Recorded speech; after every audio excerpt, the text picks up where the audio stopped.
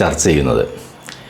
അതിൻ്റെ കാരണം എനിക്ക് ഇതുവരെ വന്ന കമൻസിൽ ഏറ്റവും അധികം വന്ന ചോദ്യങ്ങൾ, ഉത്തരം കിട്ടാത്ത ചോദ്യങ്ങൾ ആയിരുന്നു ഇപ്പം ഞാൻ എടുക്കാൻ പോകുന്ന വിഷയം.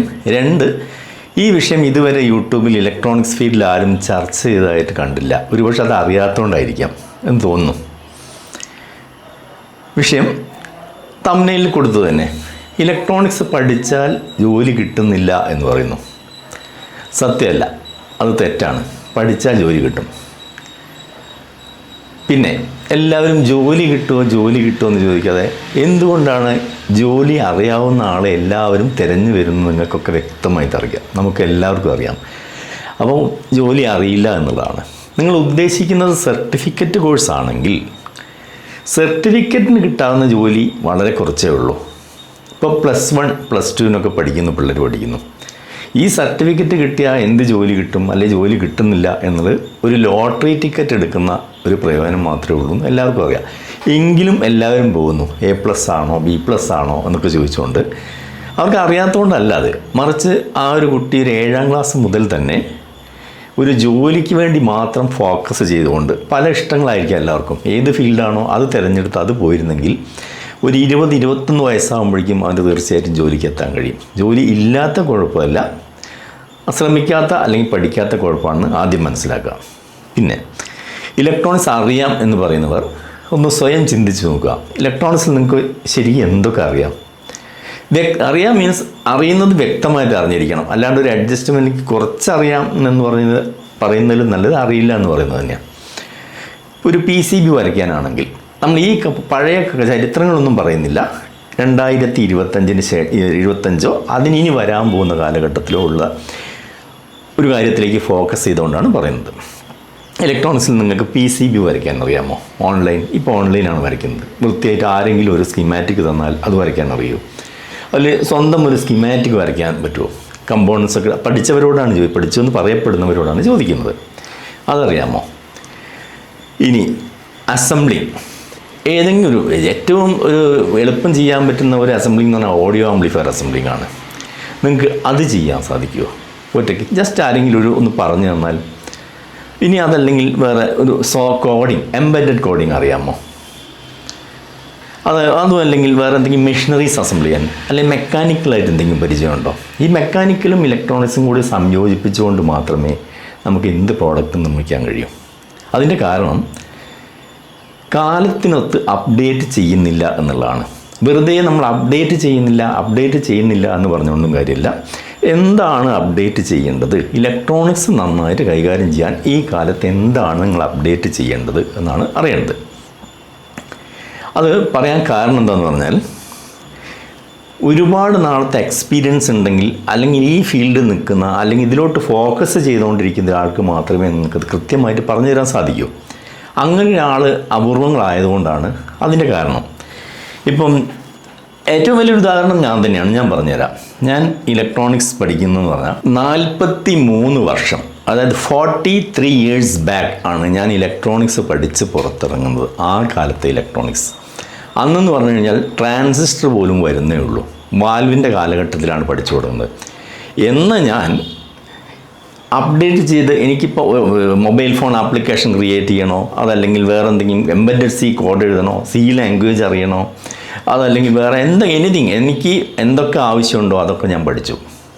മെഷീനറി ഫീൽഡാണെങ്കിൽ അതും. അങ്ങനെ ഒരാൾക്ക് സാധിക്കുമെന്നുണ്ടെങ്കിൽ തീർച്ചയായിട്ടും നിങ്ങൾക്ക് എല്ലാവർക്കും പഠിക്കാൻ സാധിക്കും. പിന്നെ ഒരുപാട് തെറ്റിദ്ധാരണകളായിരുന്നു ഇതിൻ്റെ പുറകിലുള്ളത്. ആർക്കൊക്കെ പഠിക്കാം, ബേസിക് ക്വാളിഫിക്കേഷൻ എന്തൊക്കെ വേണം എന്നുള്ളത്. അപ്പോൾ അതിന് ഒറ്റ വാക്കിൽ ഉത്തരം പറയാൻ പറ്റിയ കാര്യമില്ലാത്തതുകൊണ്ട് ഞാൻ വളരെ വിശദമായിട്ട് പറഞ്ഞുതരാം. എന്തൊക്കെയാണ് ഈ കാലഘട്ടത്തിനിടയ്ക്ക് ഇലക്ട്രോണിക്സ് ഫീൽഡ് സംഭവിച്ചത്, ഇപ്പോൾ സംഭവിച്ചുകൊണ്ടിരിക്കുന്നത് എന്താണ്, നാളെ എന്ത് സംഭവിക്കും, ഈ 3 കാര്യം വിശദമായിട്ട് പറഞ്ഞുതരാം. നിങ്ങൾ ഏത് ഇലക്ട്രോണിക്സിൽ ടെക്നീഷ്യനായിരിക്കാം, അതല്ലെങ്കിൽ ഒരു സ്റ്റുഡൻ്റ് ആയിരിക്കാം, അല്ലെങ്കിൽ ഇതിനോട് ആഗ്രഹമുള്ള അല്ലെങ്കിൽ ഇലക്ട്രോണിക്സ് അറിയാൻ താല്പര്യമുള്ളവരായിരിക്കാം. ഈ 3 type ഓഫ് കാറ്റഗറീസ് പീപ്പിൾസ് ആരാണെങ്കിലും കുഴപ്പമില്ല, എല്ലാവർക്കും ഇത് തീർച്ചയായിട്ടും പ്രയോജനപ്പെടും. നമുക്ക് 1 by 1 ആയിട്ട് തുടങ്ങാം. ഇവിടെ പണ്ട് മീൻസ് 82 പോകണ്ട, കാരണം അത്ര ഏജിലുള്ള ആൾക്കാരുണ്ടെങ്കിലേ അവർക്ക് മനസ്സിലാവും. 82 കേരളത്തിലെടുത്താൽ നിങ്ങൾക്ക് ടൈപ്പ് റൈറ്റിംഗ് ഇൻസ്റ്റിറ്റ്യൂട്ട് പോലെ ഒരുപാട് ഇലക്ട്രോണിക്സ് പഠിപ്പിക്കുന്ന സ്ഥാപനങ്ങളുണ്ടായിരുന്നു, പ്രൈവറ്റ് സ്ഥാപനങ്ങളുണ്ടായിരുന്നു. IT ഒന്നും കൂടാതെ തന്നെ മിക്കവാറും ഒരു പഞ്ചായത്തിൽ തന്നെ ഒന്ന് വീതം കാണും ഇലക്ട്രോണിക്സ് പഠിപ്പിക്കുന്ന സ്ഥാപനങ്ങൾ. സോൾഡറിങ്ങൊക്കെ വാങ്ങി കൊച്ചു കൊച്ചു സർക്യൂട്ടൊക്കെ ചെയ്ത് അവരൊരു സ്വകാര്യ സർട്ടിഫിക്കറ്റും കൊടുക്കും. അങ്ങനെ പഠിച്ചിറങ്ങിയ വിദ്യാർത്ഥികൾ ഒരുപാട് വരുന്നുണ്ട്. ഇപ്പോൾ ഈ കാലത്ത് അത് മുഴുവൻ അടച്ചു പൂട്ടിപ്പോയി, കംപ്ലീറ്റ് നിർത്തപ്പെട്ടു. അതെന്താണ് ആരും അന്വേഷിച്ചില്ല. എന്തുകൊണ്ട് സ്ഥാപനം നിർത്തിപ്പോകുന്നു? ടൈപ്പ് റൈറ്റിംഗ് ഇൻസ്റ്റിറ്റ്യൂട്ട് പൂട്ടിപ്പോയതാണെങ്കിൽ അതിന് വ്യക്തമായ കാരണം കമ്പ്യൂട്ടർ വന്നു, ടൈപ്പ് റൈറ്റിങ്ങിൻ്റെ അഡ്വാൻസ് ടെക്നോളജി വന്നു. അല്ലാണ്ടൊന്നും അത് നിർത്തിപ്പോയതല്ല, മാറ്റങ്ങൾ സംഭവിച്ചാണ്. പക്ഷേ ഇലക്ട്രോണിക് സ്ഥാപനങ്ങൾ കംപ്ലീറ്റ് അടച്ചു പൂട്ടിയതാണ്. എവിടെ ചെന്നാലും നിങ്ങൾക്ക് കാണാനില്ല, ഇലക്ട്രോണിക്സിന് ആളില്ല എന്നുള്ള അവസ്ഥ. പക്ഷേ ഇലക്ട്രോണിക്സ് ആണ് ഇന്നിവിടെ ഭരിക്കുന്നത് മുഴുവൻ. അതിൻ്റെ ഭാഗത്തേക്ക് ഞാൻ കിടക്കുന്നുണ്ട്, അപ്പോൾ പറഞ്ഞുതരാം. 2, അതുപോലെ തന്നെ അടച്ചുപൂട്ടപ്പെട്ട സ്ഥാപനങ്ങൾ ഈ ടെക്നീഷ്യൻസ്. നിങ്ങൾക്കറിയാം, പണ്ട് റേഡിയോ മെക്കാനിക്സ് ഉണ്ടായിരുന്നു, അതിനുശേഷം ടെലിവിഷൻ റിപ്പയറിംഗ് സെൻറ്റർ വന്നു, VCR VCD പ്ലെയർ, ഇങ്ങനെ ഒരുപടി ടെക്നീഷ്യൻസ് ഇവിടെ ഉണ്ടായിരുന്നു. ആ ടെക്നീഷ്യൻസ് മുഴുവൻ ആ ഫീൽഡ് വിട്ട് മാറി. അതിനും വ്യക്തമായ കാരണമുണ്ട്. എന്തുകൊണ്ട് അവരൊക്കെ മാറി? അവർക്ക് തൊഴിൽ നഷ്ടപ്പെട്ടു എന്ന് പറയാൻ പറ്റില്ല. അവർ ചെയ്തുകൊണ്ടിരിക്കുന്ന പ്രവൃത്തിൻ്റെ ടെക്നോളജികൾ മറ്റൊരു തലത്തിലേക്ക്, കുറച്ചുകൂടി അഡ്വാൻസ് തലത്തിലേക്ക് ഉയർന്നു വന്നതുകൊണ്ടാണ് അവർക്ക് അത് ചെയ്യാൻ കഴിയാത്ത സ്റ്റേജ് വന്നുകൊണ്ട് നിർത്താൻ നിർബന്ധിതരായതാണ്. അല്ലാണ്ടത് ഇഷ്ടമല്ലാത്തതുകൊണ്ടോ അല്ലെങ്കിൽ തുടരാൻ കഴിയാത്തതുകൊണ്ടോ അല്ല. നിങ്ങൾക്ക് പല ടെക്നിക്കൽ ഫീൽഡിലുള്ളവരോടൊക്കെ ചോദിച്ചാൽ അറിയാം. ഡിജിറ്റൽ TV വന്ന സമയത്ത് തന്നെ പഴയ CRT ടൈപ്പിൽ നിന്ന് ഒരു മാറ്റം വന്നപ്പം അവർക്ക് എവിടെ തൊടണം, എന്ത് തൊടണം എന്നൊരു പകച്ചു നിൽക്കുന്നൊരവസ്ഥയിലേക്ക് പോയി കാര്യങ്ങളൊക്കെ. അതാണ് അതിൻ്റെ സംഭവം വച്ചിരിക്കുന്നത്. ഇനി ഇലക്ട്രോണിക്സിനെ നിങ്ങൾക്ക് ബേസിക്കലി 2ആയി തിരിക്കാം. അതെപ്പോഴും നിങ്ങൾ 2ആയി തന്നെ കാണണം. ഇലക്ട്രോണിക്സ് എല്ലാം ഒന്നാണെങ്കിൽ പോലും ഓരോ വിഭാഗങ്ങളും, നമ്മളൊരു ആശുപത്രിയിൽ ചെന്നാൽ ഇപ്പോൾ എങ്ങനെയാണ്, ഒരു ഹോസ്പിറ്റൽ എന്ന് പറഞ്ഞാൽ അവിടെ എല്ലുരോഗ വിഭാഗം, ഹൃദയത്തിൻ്റെ വിഭാഗം, അല്ലെങ്കിൽ ഞരമ്പിൻ്റെ ഒരു സെക്ഷൻ, അല്ലെങ്കിൽ സ്കിൻ, നിങ്ങൾ ഏത് ഭാഗത്താണോ വേണ്ടത് അതിലോട്ടാണ് പോകുന്നത്. അതുപോലെ തന്നെ ഇലക്ട്രോണിക്സും 100 കണക്കിന് അല്ലെങ്കിൽ 1000 കണക്കിന് ശാഖകളുള്ളൊരു വിഷയമാണ്. അപ്പം ഏതിലാണ്, അതിലും ഡിഫറൻറ്റ് ഓരോരോ നിങ്ങൾക്കുള്ള താല്പര്യങ്ങൾ ഡിഫറൻ്റ് ആയിരിക്കാം. അതിനനുസരിച്ച് തന്നെ ആ ഭാഗം സെലക്ട് ചെയ്തെടുക്കണം. ബേസിക്കലി ഞാൻ 2ആയി തരംതിരിക്കുക എന്ന് പറഞ്ഞു കഴിഞ്ഞാൽ, സംശയം എന്താണ് ഇലക്ട്രോണിക്സിൽ ഇൻ്റർനെറ്റ് ബേസ്ഡ് ഒരു വിഭാഗങ്ങൾ വർക്ക് ചെയ്യുന്നുണ്ട്, ബാക്കിയുള്ളതൊക്കെ എംബെഡഡ് സിസ്റ്റത്തിലാണ് വർക്ക് ചെയ്യുന്നത്. അങ്ങനെ 2ആയി. ICകൾ ഉപയോഗിച്ചിട്ട് മൈക്രോ കൺട്രോളർ എന്ന് പറയപ്പെടുന്ന പ്രോസസ്സിനെ കുറിച്ച് ഇനി നമ്മൾ ചർച്ച ചെയ്യേണ്ട കാര്യമില്ല, കാരണം മൈക്രോ പ്രോസസ്സിൻ്റെ കാലം കഴിഞ്ഞു. ഇപ്പം മൈക്രോ കൺട്രോളറാണ്. അപ്പോൾ നിങ്ങളുടെ സംശയം, ഈ ഇലക്ട്രോണിക്സിൽ ഈ എംബെഡഡ് C എന്താണ്, അതല്ലെങ്കിൽ C എന്താണ്, പ്രോഗ്രാമിംഗ് എന്താണ് എന്ന് വ്യക്തമായിട്ട് അറിയാത്ത ഒരുപാട് ആൾക്കാരുണ്ട്. അത് തീർച്ചയായിട്ടും പഠിച്ചിരിക്കണം. ഞാൻ ഈ പറഞ്ഞ വിഷയങ്ങളൊക്കെ ഇവർക്ക് സംഭവിക്കാൻ കാരണം, അതിൻ്റെ ഉത്തരം ഇതാണ്. ആരും മൈക്രോ കൺട്രോളർ പ്രോഗ്രാമിംഗ്, ഒരു പ്രോഗ്രാമിംഗ് ചെയ്തുകൊണ്ട് ഉൽപ്പന്നം എങ്ങനെ നിർമ്മിക്കാം എന്നുള്ളതിലേക്ക് 99% ആൾക്കാരും പഴയ ആൾക്കാർ കടക്കാൻ ശ്രമിച്ചില്ല. അവിടെയാണ് അവർക്ക് പറ്റിയ ആദ്യ പരാജയം സംഭവിച്ചിരിക്കുന്നത്. അതിൻ്റെ മറ്റൊരു കാരണം, പരാജയം എന്നും പറയാൻ പറ്റില്ല, ഇതെങ്ങനെ പഠിപ്പിക്കണം അല്ലെങ്കിൽ പഠിപ്പിച്ച് കൊടുക്കണം എന്നുള്ള ആൾക്കാരും ഇവിടെ വളരെ റെയറായിരുന്നു. വലിയ വലിയ IIT പോലുള്ള സ്ഥാപനങ്ങൾ പോലും 85 കാലഘട്ടത്തിൽ ഒരു പുറത്തൊരു ഗസ്റ്റ് വന്നാലോ സ്റ്റുഡൻസിനോ നല്ല രീതിയിൽ പഠിപ്പിച്ച് കൊടുക്കാൻ സാധിക്കില്ലായിരുന്നു. ഞാൻ ഈ പറഞ്ഞ ഒരുപാട് സ്ഥാപനങ്ങളിലൊക്കെ എൻക്വയറി നടത്തി പോയതുകൊണ്ടാണ് പറയുന്നത്. അന്നത്തെ ഡിജിറ്റലി അവൈലബിൾ ആയതും അല്ലെങ്കിൽ ടെക്നോളജിയിൽ പല വാതിലുകളിലും ഞാനൊക്കെ ചെന്ന് കണ്ട് അവർക്കത് പറഞ്ഞു തരാനോ അല്ലെങ്കിൽ അതിനുള്ള ടെക്നോളജീസ് അന്നില്ല. ഇൻ്റർനെറ്റ് പോലും വരുന്നല്ലേ ഉള്ളൂ. അത് വന്നതിന് ശേഷമാണ് ഇത്രയധികം പുരോഗമിച്ചത്. ഞാൻ പഠിച്ചത് മുഴുവൻ പിന്നീട് സ്വയം പല മാർഗ്ഗങ്ങളിൽ. നമുക്ക് ഈ കാലത്ത് പഠിക്കാൻ ഒരുപടി സോഴ്സ് ഉണ്ട്. ഒരാൾ പഠിക്കണമെന്ന് വിചാരിച്ചെങ്കിൽ അയാൾ പഠിച്ചിരിക്കും. ആഗ്രഹിക്കണം, എനിക്കത് പഠിക്കണം എന്ന് ആഗ്രഹിച്ച് അയാൾ പഠിച്ചിരിക്കും. അതിൽ തർക്കമൊന്നുമില്ല. പറഞ്ഞു തന്നെ 2ആയി തിരിക്കുക എന്നുള്ള, ഒന്ന് ഇൻ്റർനെറ്റ് ബേസ്ഡ് വിഭാഗം, ഒന്ന് എംബെഡഡ് C. ആദ്യം എംബെഡഡ് C എന്താണെന്ന് നോക്കാം. എംബെഡഡ് C എന്ന് പറഞ്ഞാൽ പ്രോഗ്രാമിങ്ങിൻ്റെ കോഡ് എഴുതാൻ വേണ്ടി. അതിന് നമുക്ക് കുറച്ചുകൂടെ ആ ഒരു എവിടെയൊക്കെയാണ് നിങ്ങളുടെ ജീവിതത്തിൽ ഇലക്ട്രോണിക്സിൻ്റെ ഈ പങ്ക് വഹിക്കുന്നത് നോക്കാം. പക്ഷേ എവിടേക്കാണ് ഇലക്ട്രോണിക്സിൽ എംബെഡഡ് C അല്ലെങ്കിൽ പ്രോഗ്രാം ഉപയോഗിക്കുന്നത് എന്ന് കണ്ടുപിടിക്കുന്നതിനേക്കാൾ എളുപ്പം എനിക്ക് തോന്നുന്നത് എവിടേക്കാണ് ഇത് ഉപയോഗിക്കാത്തതെന്ന് കണ്ടുപിടിക്കുക. അതായിരിക്കും വളരെ കുറച്ച് വരുന്നത്. എക്സാമ്പിൾസ് എടുത്തോളൂ. പ്രോഡക്റ്റ് വൈസ് എടുക്കുകയാണെങ്കിൽ, ഇപ്പോൾ നിങ്ങൾ ഉപയോഗിക്കുന്ന മൊബൈൽ ഫോൺ, അതിനകത്ത് പ്രോഗ്രാമിംഗ് IC ഉണ്ട്. വാഹനങ്ങൾ എടുത്താൽ എല്ലാം അതിനകത്ത് EVM മൈക്രോ കൺട്രോളർ യൂസ് ചെയ്യുന്നുണ്ട്. ടെലിവിഷൻ, വാഷിംഗ് മെഷീൻ, ഹൗസ് ഹോൾഡിൽ വരികയാണ്. മൈക്രോവേവ് ഓവൻ വരാം. പിന്നെ അതുകൂടാതെ പ്രിൻ്റർ എടുക്കാം, അതല്ലെങ്കിൽ ഇപ്പോൾ സാറ്റലൈറ്റ് എടുക്കാം, ഫ്ലൈറ്റ് വിമാനങ്ങൾ എടുക്കാം, പിന്നെ താഴോട്ട് റിസ്റ്റ് വാച്ച് എടുക്കാം. നിങ്ങൾ എന്തിൽ ഒന്ന് സ്പർശിച്ചാലും ഇലക്ട്രോണിക്സിൻ്റെ ഒരു പ്രോഡക്റ്റിൽ ഈ പ്രോഗ്രാമിംഗ് IC ഇല്ലാത്ത ഒരു പ്രോഡക്റ്റുകളും ഇവിടെ നിർമ്മിക്കപ്പെടുന്നില്ല. കമ്പ്യൂട്ടർ IC മൈക്രോ കൺട്രോളർ വേണം, കീബോർഡിന് വേണം, ഹാർഡ് ഡിസ്ക്, ഇൻ്റർനെറ്റിൻ്റെ നിങ്ങൾ യൂസ് ചെയ്യുന്ന മോഡം, അല്ലെങ്കിൽ എക്സ്ചേഞ്ചസ്, സാറ്റലൈറ്റ് ടവേഴ്സ്, ടെലിവിഷൻ്റെ മൊബൈൽ ഫോൺ ടവറുകൾ വരുന്നു. ഈ ലോകത്ത് എവിടെ ചെന്നാലും ഈ എംബെഡഡ് സിയും അതുപോലെ നിങ്ങൾ ഈ പ്രോഗ്രാമിംഗ് IC ചിപ്സ് ഉപയോഗിക്കാത്ത ഒരു ഫീൽഡും കാണാൻ കഴിയില്ല. അപ്പം ഈ പ്രോഗ്രാമിംഗ് ICയും ഇൻ്റർനെറ്റ് ബേസ്ഡും തമ്മിലുള്ള വ്യത്യാസം എന്താണെന്ന് നോക്കണം. ഈ പറഞ്ഞതൊക്കെ ഞാൻ പറഞ്ഞത് പ്രോഗ്രാമിംഗ് IC ആവശ്യമുള്ളൊരു ഫീൽഡാണ്. ഇപ്പോൾ ബാക്കിയൊക്കെ നിങ്ങൾക്ക് കൂട്ടിയെടുക്കാവുന്നേ ഉള്ളൂ, ഞാൻ പറഞ്ഞാൽ തീരില്ല. രണ്ടാമത്തെ വിഭാഗം എന്ന് പറഞ്ഞാൽ ഇൻ്റർനെറ്റ് ബേസ്ഡാണ്. അത് വിശാലമായൊരു ലോകമാണ്. അത് ഇലക്ട്രോണിക്സ് ആണ്, പക്ഷെ അവിടെ സോൾഡറിങ്ങോ ഒന്നുമില്ല. അതിലുദാഹരണം പറയുകയാണെങ്കിൽ വളരെ എളുപ്പം പറയാൻ പറ്റുന്നത്, നിങ്ങൾക്ക് വെബ് ഡിസൈനിങ്, സ്വന്തമായിട്ട് വെബ്സൈറ്റ് ഡിസൈൻ ചെയ്യുന്നു. പിന്നെ മൊബൈൽ ഫോൺ ആപ്ലിക്കേഷൻസ്, നിങ്ങൾക്കറിയാം ഒരുപാട് പ്ലേ സ്റ്റോർ എന്നൊക്കെ പറഞ്ഞു കഴിഞ്ഞാൽ കണ്ടമൻ ആപ്ലിക്കേഷൻ, അതൊക്കെ കോഡിങ് ചെയ്ത് ഉപയോഗിച്ച് നിങ്ങൾക്ക് ചെയ്യാം. അതിനും കോഡിംഗ് എന്നുള്ള വാക്ക് അവിടെ യൂസ് ചെയ്യുന്നുണ്ട്. അപ്പോൾ ഞാൻ ആദ്യം പറഞ്ഞ വിഭാഗത്തിൽ കോഡിങ്ങും ഈ കോഡിങ്ങും തമ്മിൽ തെറ്റിദ്ധരിക്കരുത്. അതുകൊണ്ടാണ് ഞാൻ ഇങ്ങനെ കുറച്ച് ഡിഫറൻ്റ് ആയിട്ട് പറഞ്ഞു തരുന്നത്. ഇനി അതിൻ്റെ വ്യത്യാസം എന്ന് പറഞ്ഞാൽ അതൊരു വലിയ ലോകം എന്ന് പറയാൻ കാരണം, ഇതിനകത്ത് നമ്മൾ ഉപയോഗിക്കുന്ന ഓരോ ചിപ്പിനും ICക്കും അതിനൊരു കപ്പാസിറ്റി, ആ ഒരു പ്രോഡക്റ്റിന് വേണ്ടി മാത്രമാണ് അത് ചെറുതായിട്ട് ചെയ്തിരിക്കുന്നത്. UPS ആവട്ടെ, ഇൻവെർട്ടർ ആവട്ടെ, അതിൻ്റെ ഉള്ളിലുള്ളൊരു ഫങ്ഷൻ. അപ്പോൾ അതിന് വേണ്ട ഡാറ്റ സ്റ്റോർ ചെയ്യാനുള്ള ഒരു കപ്പാസിറ്റി, ഒരു പാത്രം എന്ന് വേണമെങ്കിൽ പറയാം. ഇപ്പോൾ CD ഒക്കെ സ്റ്റോർ ചെയ്യുന്നത് പോലെ അത് എക്സിക്യൂഷൻ ചെയ്യാനുള്ള അതിൻ്റെ റോം എന്നൊക്കെ പറയുന്ന ഒരു വിഭാഗം അതിനകത്ത് വരുന്നു.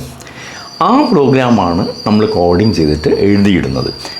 അതിനുപയോഗിക്കുന്ന ഒരു ലാംഗ്വേജാണ് C. C എന്ന് പറഞ്ഞു കഴിഞ്ഞാൽ ഞാനത് C എന്നെടുത്ത് പറയാൻ കാരണം, C ലാംഗ്വേജിലാണ് നിങ്ങൾ ആദ്യമായിട്ട് പഠിക്കേണ്ടത്. പ്രോഗ്രാമിംഗ് നേരിട്ട് പഠിക്കാൻ കഴിയില്ല, ആദ്യം ഒരു ലാംഗ്വേജ് പഠിക്കണം. അതിനാണ് C ലാംഗ്വേജ് പഠിക്കണം എന്ന് പറയുന്നത്. അതിൻ്റെ കാര്യം ഇത്രയേ ഉള്ളൂ, ശ്രദ്ധിച്ചറിയാം. എല്ലാ കോഡിങ്ങിനും കമ്പൈലർ എന്ന് പറഞ്ഞൊരു ഉപകരണമാണ്. ഇതിനെ കമ്പൈൽ ചെയ്തതിന് ശേഷം മാത്രമേ നമുക്ക് അടുത്ത സ്റ്റേജിലേക്ക് കടക്കാൻ പറ്റൂ. അപ്പോൾ നിങ്ങൾ പ്രധാനപ്പെട്ട അല്ലെങ്കിൽ വേൾഡ് വൈഡ് ഏത് കമ്പൈലേഴ്സ് എടുത്താലും, CCS ആവട്ടെ, അഡിനോ ആവട്ടെ, അല്ലെങ്കിൽ മറ്റുള്ളതാവട്ടെ, എല്ലാ കമ്പൈലറുകളും C ആണ് സപ്പോർട്ട് ചെയ്യുന്നത്. മാക്സിമം 90% C ആണ് ചെയ്യുന്നത്. പിന്നെ അടുത്ത ഡൗട്ട് വരും, നിങ്ങൾക്ക് മറ്റ് ലാംഗ്വേജൊക്കെ എന്താണ് അതിൻ്റെ, അത് പറഞ്ഞുതരാം. ഇപ്പം നമ്മൾ ഈ പറഞ്ഞ ഭാഗം കംപ്ലീറ്റ് ചെയ്തിട്ട് അങ്ങോട്ട് കിടക്കാം. C ലാംഗ്വേജ് പഠിച്ചിട്ട് അതിൽ കോഡിങ് ചെയ്താണ് ഈ ഉപകരണങ്ങളൊക്കെ അവനവൻ്റെ ആവശ്യത്തിന് പുതിയ പുതിയ ഉൽപ്പന്നങ്ങളായിട്ട് നിർമ്മിക്കപ്പെടുന്നത്. പ്രോഡക്റ്റിൻ്റെ ആവശ്യങ്ങൾ ഇവിടെ ഒരിക്കലും തീരുന്നില്ല. ഇനിയും ഒരുപാട് പ്രോഡക്റ്റുകൾ ആവശ്യമുണ്ട്. വളരെ എളുപ്പം നിങ്ങൾക്ക് കമ്പ്യൂട്ടർ ഫീൽഡിലുള്ളവർക്ക് പറഞ്ഞാൽ മനസ്സിലാവും. ജസ്റ്റ് മൊബൈലിൽ പോലും മലയാളത്തിൽ ടൈപ്പ് ചെയ്യാനും അറിയില്ല, അല്ലെങ്കിൽ ഇംഗ്ലീഷിലും ടൈപ്പ് ചെയ്യാൻ അറിയില്ല. ഇങ്ങനൊരു കൂട്ടൊരു വിഭാഗമുണ്ട്, ഒരു വലിയൊരു ശതമാനം വരും. അപ്പോൾ അവർക്ക് വേണ്ടിയാണ് മംഗ്ലീഷ് എന്ന് പറഞ്ഞിട്ടൊരു, മലയാളവും അല്ല ഇംഗ്ലീഷും അല്ലാത്തൊരു സോഫ്റ്റ്വെയർ വികസിപ്പിച്ചത്. അപ്പോൾ നിങ്ങളിപ്പം ആന എന്നൊക്കെ ANNA വെറുതെ ടൈപ്പ് ചെയ്ത് ആന, അപ്പോൾ മലയാളത്തിലേക്ക് കൺവേർട്ട് ചെയ്യുന്നൊരു സോഫ്റ്റ്വെയർ. അത് കാലഘട്ടത്തിൻ്റെ ഒരു ആവശ്യം എന്നൊരാൾക്ക് തോന്നിയപ്പം അവർ പെട്ടെന്ന് വികസിപ്പിച്ചെടുത്തതാണ്. ഇങ്ങനെ ഓരോ ആവശ്യങ്ങൾ, ഓരോ മനുഷ്യൻ്റെ ഓരോ ആവശ്യങ്ങൾ, അല്ലെങ്കിൽ നിലവിലുള്ള ആവശ്യത്തിൻ്റെ അടുത്ത സ്റ്റേജിലേക്കുള്ള കയറ്റത്തിനാണ് വെർഷൻസ് മാറ്റുക എന്ന് പറയുന്നത്. അപ്പോൾ എന്നും ആവശ്യങ്ങൾ വന്നുകൊണ്ടേയിരിക്കും. അപ്പം നമുക്ക് കണ്ടെത്താനുള്ള അവസരങ്ങൾ ഇവിടെ ഇഷ്ടം പോലെ ഉണ്ട്. ഇവിടെ ചെയ്യാൻ സാധിക്കുന്നതും ആരും ചെയ്യാൻ മുതിരാത്തതുമുണ്ട്. ഇതൊക്കെ ഇവിടെ ഡെവലപ്പ് ചെയ്തെടുക്കാൻ പറ്റുള്ളൂ. അതിനാണ് ഞാൻ ഈ പറയുന്ന അടുത്തിലേക്ക് കടക്കണം എന്ന് പറഞ്ഞത്. ഇനി അപ്പോൾ ഈ എംബെഡഡ് C ആൻഡ് പ്രോഗ്രാമിംഗ് എന്ന വിഭാഗം, ദെൻ വെബ്, ഞാനിപ്പോൾ പറഞ്ഞ വെബിൻ്റെ വ്യത്യാസം എന്താണെന്ന് പറഞ്ഞാൽ, ഇത് ഞാൻ പറഞ്ഞ ഒരു ചെറിയ ഓരോരോ പ്രോഡക്റ്റിന് വേണ്ടിയുള്ള സെപ്പറേറ്റ് കുഞ്ഞു ICകളിൽ നമ്മൾ പ്രോഗ്രാം ചെയ്ത് ഇൻഡിപെൻഡൻ്റായിട്ട് യൂസ് ചെയ്യുന്നു. വെബ് എന്ന് പറഞ്ഞാൽ അതല്ല. വെബ് എന്ന് പറഞ്ഞാൽ അതൊരു കടൽ പോലെയാണ്. അവിടെ ഈ റാം അല്ലെങ്കിൽ റോം ഇതിനൊന്നും കപ്പാസിറ്റി ഇല്ല. ഉദാഹരണം, നിങ്ങൾക്ക് വെള്ളത്തിന് ദാഹിക്കുകയാണെങ്കിൽ നമ്മളൊരു ബോട്ടിൽ വെള്ളം ഓരോ വ്യക്തികളും ചുമന്ന് ബാഗിലൊക്കെ വെച്ച് കൊണ്ടുപോകുന്നപ്പോൾ ആ ഒരു സെക്ഷൻ, ചെറിയ ചെറിയ വ്യത്യസ്ത വ്യക്തികൾ കുറച്ച് വെള്ളം കൊണ്ടുപോകുന്ന ഒരു വിഭാഗം, ചെറിയ വിഭാഗം നമുക്ക് ഈ വിഭാഗത്തിന് ഉൾപ്പെടുത്താം, നമ്മുടെ പ്രോഗ്രാമിംഗ് വിഭാഗത്തിന്. വെബ് എന്ന് പറഞ്ഞാൽ അതല്ല, വലിയൊരു കടൽ. അവിടുന്ന് ശുദ്ധീകരിച്ച വെള്ളത്തിന് എല്ലാവർക്കും വായിലേക്ക് ഒരു പൈപ്പ് വെച്ച് കൊടുക്കുകയാണ്. നിങ്ങൾ യാത്ര ചെയ്യുമ്പോഴാവട്ടെ, എവിടെ പോകട്ടെ, നിങ്ങൾക്ക് അവിടുന്ന് വലിച്ച് കുടിച്ചാൽ മതി. അതാണ് വെബ് ലോകം എന്ന് പറയുന്നത്. അപ്പോൾ അതിന് റാമിനോ റോമിനോ ഒന്നും പരിമിതികളൊന്നുമില്ല. നിങ്ങൾക്ക് അവിടെ നിന്ന് എന്തും ചെയ്യാം. ഓരോ ഭാഗത്തും പലർക്കും പലതും ചെയ്തുകൊണ്ടിരിക്കാം. ആ എക്സസ് ചെയ്യാനുള്ള അവസരം ഉണ്ട് എന്നുള്ളതാണ് പറഞ്ഞത്. അതാണ് വെബിൻ്റെ ഒരു ലോകം, അല്ലെങ്കിൽ ഇൻ്റർനെറ്റിൻ്റെ ഒരു ലോകം എന്ന് പറയുന്നത്. പ്രോഗ്രാമിംഗ് എന്ന് പറഞ്ഞാൽ ഉൽപ്പന്നങ്ങൾ, പ്രൊഡക്ഷൻസ് മുഴുവൻ ഫാക്ടറി ബേസ്. അതിൽ റോബോട്ടിക്സ് ആവാം. റോബോട്ട് എന്നൊക്കെ പറഞ്ഞാൽ ഇതിൻ്റെ വർഷത്തിന് ഓരോ പേര് കൊടുക്കുന്നേ ഉള്ളൂ. റോബോട്ടുകളൊക്കെ വർഷങ്ങൾക്ക് മുമ്പേ ഇവിടെ വരുന്നുണ്ട്. ഈ കാലത്ത് പേരുകൾ ഇങ്ങനെ മാറ്റിക്കൊണ്ട് പിന്നെ AI എന്നുള്ള പേരിലേക്ക് കടക്കുന്നു. ഇത് ആക്ച്വലി ഒന്നിൻ്റെ അടുത്ത സ്റ്റേജിലേക്കുള്ള ഒരു മാറിപ്പോരാണ്. റേഡിയോ തരംഗങ്ങൾ കണ്ടുപിടിച്ചത് മാർക്കോണിയാണ്. ആ മാർക്കോണിക്ക് ഇന്നത്തെ ഇലക്ട്രോണിക്സ് ഇപ്പോൾ പുതുതായിട്ട് വന്നാൽ ഒന്നും അറിയാൻ പറ്റില്ല. കാരണം ഒരാളൊന്ന് കണ്ടുപിടിക്കുന്നു, അടുത്ത ഒരു സെക്ഷൻ അടുത്ത സ്റ്റെപ്പിലേക്ക് കടക്കുന്നു, മൂന്നാമത്തെ അടുത്ത സ്റ്റെപ്പിലേക്ക് വന്നു. ഇങ്ങനെ പടിയായുള്ള ഉയർച്ചകളാണ് എല്ലാ മേഖലകളിലും വരുന്നത്. അതുകൊണ്ട് അത് മോശമാണ് അല്ലെങ്കിൽ ഇത് നല്ലതാണ് ഇങ്ങനെയൊന്നുമില്ല. അപ്പോൾ ആ വളർച്ചയ്ക്ക് ഇന്നത്തെ കാലത്ത് നമുക്ക് എന്താണോ ആവശ്യം അത് പഠിക്കുക എന്നുള്ളത്. ഇപ്പോൾ ഈ 2 സെക്ഷൻ നിങ്ങൾക്ക് മനസ്സിലായി ഏകദേശം. ഈ പ്രോഗ്രാമിങ്ങിൻ്റെ ഇതെന്താണ്. ഇനി ഇതിൻ്റെ ഉത്തരമാണ് വേണ്ടത്. ഇത്രയും കാലം ഇവരൊക്കെ അപ്ഡേറ്റ് ചെയ്യേണ്ടത് എന്തായിരുന്നു അപ്ഡേറ്റ് ചെയ്യേണ്ടത് എന്നാണ് ഞാൻ ചോദിച്ചത്. അപ്ഡേറ്റ് ചെയ്യേണ്ടത് ഇത്രയേ ഉള്ളൂ. നിങ്ങൾ കുറച്ചെങ്കിലും പ്രോഗ്രാമിംഗ് പഠിച്ചിരിക്കണം. അത് ഈ ഫീൽഡിൽ എല്ലാവരും കുറച്ചെങ്കിലും പഠിച്ചിരിക്കണം. അപ്പോൾ ഒരു സംശയം വരും, ഇതിനൊരു ബേസിക് ക്വാളിഫിക്കേഷൻസ് വേണോ, എനിക്ക് പഠിക്കാൻ കഴിയുമോ? ബേസിക് ക്വാളിഫിക്കേഷൻ ഇത്രയേ ഉള്ളൂ. 7ാം ക്ലാസ് പഠിച്ചാൽ മതി മിനിമം. ജസ്റ്റ് ഒരു ഇംഗ്ലീഷ് അക്ഷരങ്ങളൊക്കെ ABCD എന്നൊക്കെ ഒന്ന് ടൈപ്പ് ചെയ്യാനും കമ്പ്യൂട്ടറൊക്കെ ഉപയോഗിക്കാനും അതൊക്കെ ഈ കാലത്ത് എല്ലാവർക്കും ഉണ്ടല്ലോ. മൊബൈൽ ഫോണിൽ ചെയ്യുന്നുണ്ടെങ്കിൽ ഒരു 7ാം ക്ലാസ് വിദ്യാർത്ഥിക്ക് പോലും കറക്റ്റ് നല്ല കോച്ചിങ് കിട്ടുകയാണെങ്കിൽ 1 മാസത്തിനുള്ളിൽ നിങ്ങൾക്ക് സ്വന്തമായിട്ട് പ്രോഗ്രാമിംഗ് പഠിച്ച് ചെറിയ കോഡുകൾ എഴുതി തുടങ്ങിയാൽ പിന്നീടുള്ള വളർച്ച നിങ്ങൾ സംശയം ചോദിച്ചല്ല, നമുക്കത് നെറ്റിൽ നിന്നാവട്ടെ അല്ലെങ്കിൽ എന്തൊക്കെ സെർച്ച് ചെയ്ത് എന്തൊക്കെ ഉദാഹരണം എടുത്ത് എങ്ങനെ സ്റ്റെപ്പ് ബൈ സ്റ്റെപ്പായിട്ട് എനിക്ക് വളരാം. നിങ്ങൾ ഇൻട്രസ്റ്റ് പോലെ നിങ്ങൾക്ക് ഓരോരോ ആഗ്രഹങ്ങൾ വരികയാണ്, അതിനെന്ത് വേണം. ഒരാൾ സപ്പോർട്ടും ചെയ്ത് കഴിഞ്ഞാൽ അതിനൊരു അത്യാവശ്യമൊന്നും പഠിക്കണ്ടേ. ഒരു വാഹനത്തിൻ്റെ കാര്യം എടുക്കാം നമുക്ക്. ഡ്രൈവിങ്ങിന് നിങ്ങളൊരു ഗ്രൗണ്ടിലൊക്കെ ചെന്ന് ഡ്രൈവിംഗ് എന്ന് പറഞ്ഞാൽ ഡ്രൈവിംഗ് സ്കൂൾ വ്യത്യാസമുണ്ട്. മറ്റ് സർട്ടിഫിക്കറ്റ് കോഴ്സല്ല, അതൊരു ലൈസൻസാണ്. അതുപോലെയാണ് ഇതും. തൊഴിലിൻ്റെ പറഞ്ഞ ലൈസൻസാണ് നിങ്ങൾക്ക് വേണ്ടത്, നിങ്ങൾക്ക് അറിയാമെന്നുള്ളത്. ഡ്രൈവിംഗ് പഠിച്ചാൽ എങ്ങനെയാണ്? ചുരുങ്ങിയ പക്ഷം ഒരു ഗ്രൗണ്ടിൽ നിന്ന് വണ്ടി ഒന്ന് സ്റ്റാർട്ട് ചെയ്ത് മുമ്പോട്ടെടുക്കാനും പുറകോട്ടെടുക്കാനും അല്ലെങ്കിൽ എന്തെങ്കിലുമൊക്കെ അത്രയും ആ വാഹനത്തിന് കൈകാര്യം ചെയ്യാനുള്ള ഒരു കഴിവ് നേടിക്കഴിഞ്ഞോളൂ. പിന്നെ പഠിപ്പിക്കേണ്ടത് ഡ്രൈവിംഗ് സ്കൂളിൽ നിന്നല്ല. പിന്നെ നിങ്ങൾ പുറം ലോകത്തേക്ക് വണ്ടി എടുത്ത് ഇറങ്ങുകയാണ്. സ്പീഡില്ലെങ്കിൽ വളരെ വേഗത കുറഞ്ഞ് അറിയാവുന്ന വേഗതയിൽ എത്രത്തോളം കിലോമീറ്ററുകൾ നിങ്ങൾ ഓടിച്ച് ലക്ഷങ്ങളിലേക്ക് 2 ലക്ഷത്തേക്ക് 3 ലക്ഷത്തിലേക്ക് കടക്കുമ്പോൾ അവിടെ വെച്ചാണ് നിങ്ങൾക്ക് വഴിക്ക് പലതരം പ്രശ്നങ്ങളുണ്ടാവുന്നു. പെട്ടെന്ന് ഒരാൾ ചാടി വരുന്നു, അല്ലെങ്കിൽ ഓടിപ്പോകുന്നു, വളവുകൾ വരുന്നു. അവിടെ എക്സ്പീരിയൻസ് ചെയ്യുകയാണ് നിങ്ങളുടെ ജീവിതത്തിൽ. സെയിം തന്നെയാണ് എല്ലാ ഫീൽഡിലും വരുന്നത്. ഇലക്ട്രോണിക്സിലും അങ്ങനെയാണ്. അപ്പോൾ ഈ പ്രോഗ്രാമിങ്ങിൻ്റെ ആ തുടക്കം സ്റ്റാർട്ടിങ് നിങ്ങൾക്ക് കിട്ടിക്കഴിഞ്ഞാൽ പിന്നെ നിങ്ങൾക്ക് ആഗ്രഹമുണ്ടെങ്കിൽ വളരാം. മാത്രമല്ല, രണ്ടാമത്തൊരു വിഷയം എന്ന് പറഞ്ഞാൽ ഇന്ന് വരുന്ന ഏത് പ്രോഡക്റ്റും ഒരുപാട് പേർക്ക് പറഞ്ഞാൽ മനസ്സിലാവാത്തതിൻ്റെ കാരണം അവർക്ക് പ്രോഗ്രാമിംഗ് അറിയില്ല എന്നുള്ളതാണ്. പ്രോഗ്രാമിംഗ് അറിഞ്ഞാൽ മാത്രമേ നിങ്ങൾക്ക് അതിനെക്കുറിച്ച് ചിന്തിക്കാൻ പോലും കഴിയൂ. നിങ്ങളിപ്പോൾ നിങ്ങൾക്ക് ചൈനീസ് ഭാഷ അറിയില്ല, നേരെ ചൈനേൻ്റെ ഒരു തെരുവിലേക്ക് കൊണ്ട് ഇറക്കി വിടുകയാണ്. നിങ്ങൾ അവസ്ഥയൊന്ന് ആലോചിച്ച് നോക്കൂ. ചുറ്റും നിങ്ങളിങ്ങനെ നോക്കി പകച്ച് നോക്കൂ, ആംഗ്യം പോലും മനസ്സിലാവാത്ത അവസ്ഥയിലേക്ക് വരും. തൊട്ട് കാണിച്ചു കൊടുക്കേണ്ടി വരും എന്തെങ്കിലും സാധനം വേണമെങ്കിൽ. മറിച്ച് നിങ്ങൾക്കൊരു അത്യാവശ്യം പേര് ചോദിക്കാനും ഒരു 10-250 വാക്കുകളെങ്കിൽ അറിഞ്ഞാൽ, ഇനി വെള്ളത്തിൻ്റെ ദാഹിച്ചാൽ വെള്ളത്തിന് ആ വാക്കെങ്കിലും വെച്ചാൽ വേറെ ഭാഷയൊന്നും വേണ്ട, അത് വേണം. ഇങ്ങനെ കൈകൊണ്ട് കാണിച്ചാൽ പേര് പറഞ്ഞാലെങ്കിൽ അത് കിട്ടും. അപ്പോൾ നിങ്ങൾക്ക് അതിലേക്ക് എൻട്രി ആയി. ആ ഒരു എൻട്രി കിട്ടാൻ വേണ്ടിയാണ് ഇത് പഠിക്കണം എന്ന് പറഞ്ഞത്. ഇനി രണ്ടാമത്തെ കാര്യം ഞാൻ പറഞ്ഞു, നിങ്ങൾക്ക് മനസ്സിലാവില്ല. ഇപ്പോൾ ഒരു UPS എടുക്കുക. UPS അല്ല, ഇൻവെർട്ടർ സാധാരണക്കാർക്കുള്ള ചെറിയ സർവീസിംഗ് ഒക്കെ എങ്ങനെയാണെന്ന് പറഞ്ഞാൽ അത് ഫ്യൂസ് മാറ്റുക, പവർ സപ്ലൈ എന്തെങ്കിലും പോയി പവർ സപ്ലൈ എടുത്ത് മാറ്റുക, ഏതെങ്കിലും വയറുകളൊക്കെ മുറിഞ്ഞു പോയാൽ ഇതാണ് ഇതിൻ്റെ ഒരു 20% സർവീസിങ് മാത്രമേ ചെയ്യാൻ കഴിയുന്നുള്ളൂ. അത്രേ സാധിക്കുള്ളൂ. അത് മറിച്ച് നിങ്ങൾക്ക് പ്രോഗ്രാമിംഗ് പഠിച്ച ഒരാളാണെങ്കിൽ നിങ്ങൾക്ക് അവിടെ നിന്ന് ചിന്തിക്കാനുള്ള കഴിയും. ആദ്യം അത് ചിന്തിക്കാൻ പറ്റും. ഒരു UPSനെ സംബന്ധിച്ച് പറയുകയാണെങ്കിൽ UPSൽ അതിൻ്റെ ഹൃദയഭാഗം എന്ന് പറഞ്ഞാൽ അതിൻ്റെ പ്രോഗ്രാംഡ് IC ആണ്. DC AC ആക്കുന്നു, ഹൈ ഫ്രീക്വൻസി വരുന്നു, അല്ലെങ്കിൽ ലോ ഫ്രീക്വൻസി വരുന്നു, കൺവേർട്ട് ചെയ്യുന്നു, ഔട്ട്പുട്ടിലേക്ക് പോകുന്നു, SMPC, ഇതൊക്കെ ഒരു വശം. പക്ഷേ അതിൻ്റെ എല്ലാം നിയന്ത്രിക്കുന്നത് ഈ ചിപ്പാണ്. അപ്പോൾ ഒരു ചിപ്പ് എങ്ങനെ പ്രവർത്തിക്കും എന്നുള്ളൊരു മിനിമം കാര്യം നിങ്ങൾക്കറിയാമെങ്കിൽ നിങ്ങൾക്ക് അവിടെ വെച്ച് അതിൻ്റെ ഓരോന്നും ട്രേസ് ചെയ്യാനും അത് കണ്ടുപിടിക്കാനും സാധിക്കും. ഇപ്പോൾ ഇൻപുട്ടിലേക്ക് എന്തെങ്കിലും വന്നാൽ അവിടെ നിന്നൊക്കെ ഞാൻ കഴിഞ്ഞ വീഡിയോയിൽ പറഞ്ഞെന്ന് തോന്നുന്നു, ഒരു ഇൻവെർട്ടർ AC സർവീസ് ചെയ്യുന്ന കാര്യം, കമ്മ്യൂണിക്കേഷൻ നടക്കുന്നുണ്ടെങ്കിൽ ഈ കമ്മ്യൂണിക്കേഷൻ എന്താണ് എന്ന് കൃത്യമായ ബോധമുള്ള ആൾക്ക് മാത്രമേ ഇത് ശരിയായ രീതിയിൽ റിപ്പയർ ചെയ്യാൻ കഴിയൂ. അത് മാറ്റാൻ കഴിയുമോ അല്ലെ മാറ്റാൻ കഴിയില്ലേ എന്നുള്ളത് രണ്ടാമത്തെ വിഷയം. അപ്പോൾ ഞാൻ പറഞ്ഞു 7ാം ക്ലാസ്സിലെ കുട്ടിക്ക് പോലും പഠിക്കാം. പഠിച്ചു കഴിഞ്ഞാൽ മാത്രമേ ഇനി വരുന്ന AI ആവട്ടെ, ഇപ്പോൾ ഈവൻ കമ്പ്യൂട്ടറൊക്കെ പഠിച്ചുകൊണ്ടിരിക്കുന്ന ആൾക്ക് പോലും ഒരു കമ്പ്യൂട്ടർ പെട്ടെന്ന് അഴിച്ച് സെറ്റ് ചെയ്യാൻ പറഞ്ഞാൽ അറിയില്ല. കാര്യം അവർ ബേസിക്കലി അതുകൂടെ പഠിക്കേണ്ടതായിരുന്നു. മിനിമം ഒരു കമ്പ്യൂട്ടർ അസംബിൾ ചെയ്യാൻ ഒരു 1 ഡേ കോഴ്സ് അത് മാത്രം മതി. ഒരു കമ്പ്യൂട്ടർ എങ്ങനെയാണ്, ഹാർഡ് ഡ്രൈവ് എങ്ങനെ ഇൻസ്റ്റാൾ ചെയ്യുന്നത്, അത് പഠിച്ച ആളാണ് നേരെ ഈ കോഡിങ് സെക്ഷനിലേക്ക് വന്നിരിക്കുന്നെങ്കിൽ അവന് കുറച്ചും കൂടി നല്ല ഒരു വിവരം അല്ലെ കോൺഫിഡൻ്റ് ആയിരിക്കും, ഹൈലി കോൺഫിഡൻ്റ് ആയിരിക്കും. കാരണം ഇതുപോലും അറിയാം ഇതെങ്ങനെയാണ് വർക്ക് ചെയ്യുന്നതെന്ന് അറിയാം.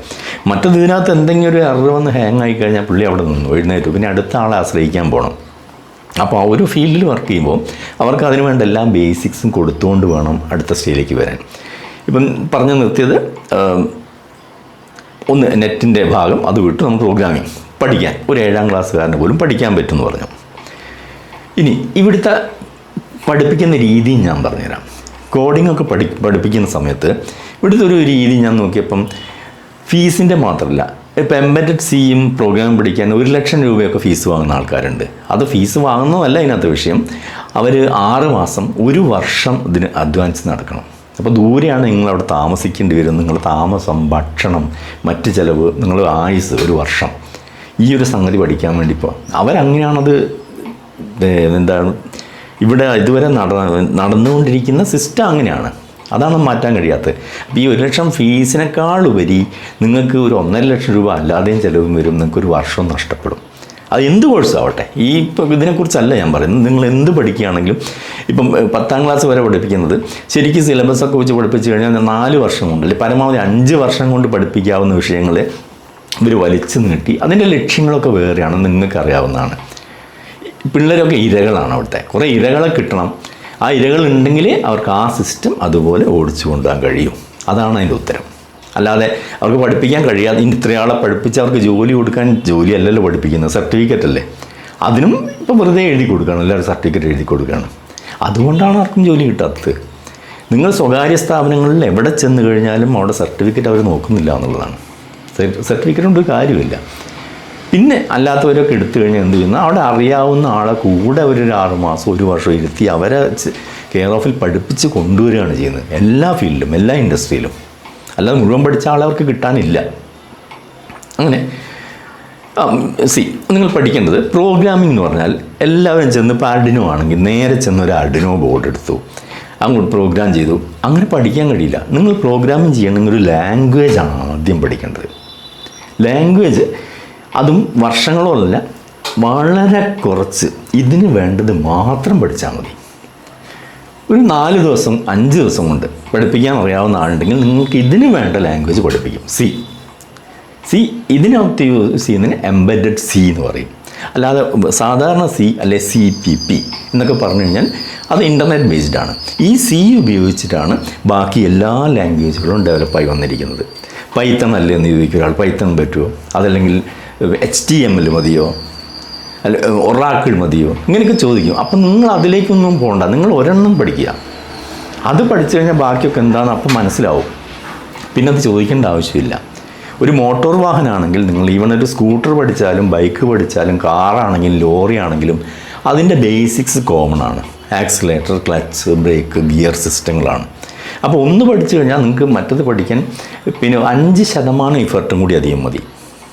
അതുകൊണ്ടാണ് ഇപ്പോൾ സി ലാംഗ്വേജ് പഠിച്ചാൽ നിങ്ങൾക്ക് ഒരിക്കലും ജീവിതത്തിൽ നഷ്ടം വരില്ല.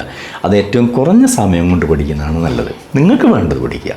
പിന്നെ നിങ്ങൾക്കത് എങ്ങനെ സ്വയം പഠിച്ച് ഡെവലപ്പ് ചെയ്യാം എന്നുള്ളത് കൂടി പഠിച്ചു കഴിയുമ്പോഴാണ് പ്രോഗ്രാമിംഗ് കടക്കാൻ പറ്റും. ആ പ്രോഗ്രാമിംഗ് ചെയ്യണമെങ്കിൽ നിങ്ങൾക്ക് നിർബന്ധമായിട്ട് ഒരു കമ്പ്യൂട്ടർ ഉണ്ടെങ്കിലാണ് വളരെ നല്ലത്. ഒരു കമ്പ്യൂട്ടറിൽ വെച്ചിട്ട് നിങ്ങൾ ലാംഗ്വേജിലാണ് കാര്യങ്ങളൊക്കെ എഴുതുന്നത്. ആ ലാംഗ്വേജ് ആദ്യമായിട്ട് എഴുതുന്നു. നിങ്ങളുടെ ആവശ്യങ്ങൾ, ഒരു IC എന്താണോ, എത്ര ടൈപ്പ് IC വരുന്നുണ്ട്, അതിൽ ഏത് IC ഞാൻ തിരഞ്ഞെടുക്കണം, എൻ്റെ ആവശ്യം, എൻ്റെ പ്രോജക്റ്റിന് ആവശ്യം IC ഏതാണ്, ഇതൊക്കെ തിരഞ്ഞെടുക്കുന്നു. അതാണ് സ്റ്റേജ് 1. 2 നിങ്ങൾ ആവശ്യങ്ങളൊക്കെ എഴുതുന്നു. സി എംബഡഡ് സിയിൽ നിങ്ങൾ എഴുതുന്നു. എഴുതിക്കഴിഞ്ഞാൽ ഇതിനെ കമ്പൈൽ എന്ന് പറഞ്ഞ പ്രോസസ്സുണ്ട്. കമ്പൈൽ ചെയ്ത് കഴിയുമ്പോഴാണ് നിങ്ങളുടെ ഭാഷയിൽ നിങ്ങൾക്ക് മനസ്സിലാവുന്ന രീതിയിൽ എഴുതിയതിനെ ICയുടെ ഭാഷയിലേക്ക് കൺവേർട്ട് ചെയ്യുന്നതാണ് കമ്പൈലർ എന്ന് പറയുന്നത്. അതിനുശേഷം ആ ICക്ക് ഉള്ളിലേക്ക് അതിനെ കടത്തി വിടുന്നതിനാണ് പ്രോഗ്രാമിംഗ് അഥവാ ഫ്യൂസിങ് എന്ന് പറയുന്നത്. ഇത്രയേ ചെയ്യുന്നുള്ളൂ. അതിന് ആ IC സ്വയം പ്രവർത്തിക്കാൻ തുടങ്ങുന്നു. ഈ IC ഉപയോഗിച്ചാണ് പ്രോഡക്റ്റുകൾ മുഴുവൻ ഉൽപ്പാദിപ്പിച്ചിട്ട് വരുന്നത്. നിങ്ങൾക്ക് എല്ലാ സാധനങ്ങളും വരുന്നത് ഇത്തരം ICകൾ ഉപയോഗിക്കും.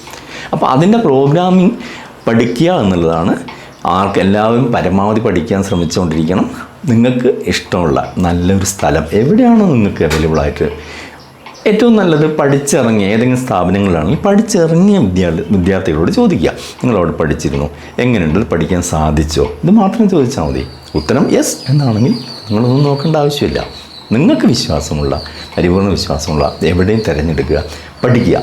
ഇങ്ങനെ പഠിച്ചാൽ എംബഡഡ് സി വിത്ത് പ്രോഗ്രാമിംഗ് അത് ഏറ്റവും നല്ലതെന്നാണ്. ഈ കാലത്ത് അർഡിനോ ബോർഡാണ് ഏറ്റവും നല്ലത്. പിക്ക് എന്ന ബോർഡ് വരുന്നുണ്ട്, അല്ലെങ്കിൽ പല ടൈപ്പ് ബോർഡുകളൊക്കെ വരുന്നുണ്ട്. അപ്പോൾ അതാണോ ഇതാണോ നല്ലതെന്ന് ഞാൻ ആദ്യം പറഞ്ഞ പോലെ ചോദിക്കാതെ ഏറ്റവും കൂടുതൽ നിങ്ങൾക്ക് സപ്പോർട്ട് കിട്ടുന്ന, ഇഷ്ടം പോലെ എക്സാമ്പിൾസ് കിട്ടുന്ന, അല്ലെങ്കിൽ ഏത് ഒരു മേഖലയിൽ പോയാലും ഒരുപാട് സഹായങ്ങൾ നിങ്ങൾക്ക് ചുറ്റുവട്ടത്തും കിട്ടാൻ ഒരു സ്കോപ്പുള്ള ഈ കാലത്തെ ഒരു ബോർഡ് തന്നെയാണ് അർഡിനോ ബോർഡ് എന്ന് പറഞ്ഞത്. ഇത് നിഷേധിക്കാൻ കഴിയില്ല. മറ്റുള്ളതിനൊക്കെ അതിൻ്റെതായ ന്യൂനതകളൊക്കെ ഉണ്ട്. ഇതൊന്ന് പഠിച്ചു കഴിഞ്ഞാൽ പിന്നെ മറ്റുള്ളവർക്ക് ആവശ്യമുണ്ടെങ്കിൽ നിങ്ങൾക്ക് ആ സമയത്ത് നോക്കിയാൽ മതി. അപ്പം അതിലേക്ക് മാറാൻ കഴിയും. ജസ്റ്റ് ഒന്ന് സ്റ്റെപ്പ് ചെയ്യാനേ ഉള്ളൂ. വലിയ ബുദ്ധിമുട്ടൊന്നും വരുന്നില്ല. അപ്പോൾ ഈ കാലത്ത് എന്തുകൊണ്ടാണ് ഇത്രയും സ്ഥാപനങ്ങളൊക്കെ നിർത്തിപ്പോയതെന്നും, പിന്നെ അതുപോലെ തന്നെ ഇനി നിങ്ങൾക്ക് അങ്ങോട്ട് അടുത്ത ഒരു ഘട്ടത്തിലേക്ക് കടക്കണമെങ്കിൽ ആവട്ടെ, റോബോട്ടിക്സ് ആവട്ടെ, എന്ത് മേഖലയിലും നിങ്ങൾക്കൊന്ന് മനസ്സിലാക്കണമെങ്കിൽ പോലും, ഈവൻ മൊബൈൽ ഫോണൊക്കെ ഇപ്പോൾ യൂസർ ഫ്രണ്ട്ലി ആയിട്ടാണ് ഇറക്കുന്നത്. അത് ഒന്ന് ജസ്റ്റ് ഇങ്ങനെ ഓപ്പറേറ്റ് ചെയ്യുന്നത് പോലും ഒരു മഹാസംഭവമായിട്ട് പറയുന്ന ആൾക്കാരുണ്ട്. എൻ്റെ മകൻ, എൻ്റെ ചെറിയ കുട്ടി ഇത് ഇപ്പോൾ മൊബൈൽ ഓപ്പൺ ചെയ്യും. അത് അങ്ങനെ ഒരിക്കലും പറയേണ്ട ആവശ്യമില്ല. അതൊരു വിഡ്ഢിത്തരാണ് നിങ്ങൾ പറയുന്നത്. കാര്യം ഏറ്റവും ഇതിനെക്കുറിച്ച് ഒരു ഫീൽഡും ഒരു പരിചയമില്ലാത്ത ആൾക്ക് ഓപ്പറേറ്റ് ചെയ്യാൻ വേണ്ടിയാണ് ആ സാധനം ഡിസൈൻ ചെയ്തിരിക്കുന്നത്. അതുപോലും ചെയ്യാൻ നിങ്ങളെ കൊച്ചിന് കഴിവില്ലെങ്കിൽ ആ കുട്ടിയുടെ മന്ദബുദ്ധിയാണെന്ന് കണക്കാക്കേണ്ടത്. നിങ്ങൾ അങ്ങനെയല്ല പറയേണ്ടത്. അതൊക്കെ ചെയ്യും, അവൻ അതിനേക്കാളും വലിയ സ്റ്റേജിലേക്ക് വന്നുകൊണ്ടിരിക്കുകയാണ്, ഞാനുള്ള അവസരങ്ങൾ കൊടുക്കുന്നു എന്നാണ് പറയേണ്ടത്. അല്ലാണ്ട് ഈ കുട്ടി അത് ചെയ്യാൻ കഴിയും നിങ്ങൾക്കറിയില്ല എന്നുള്ളത് അതിൻ്റെ ഒരു ഉത്തരമല്ല.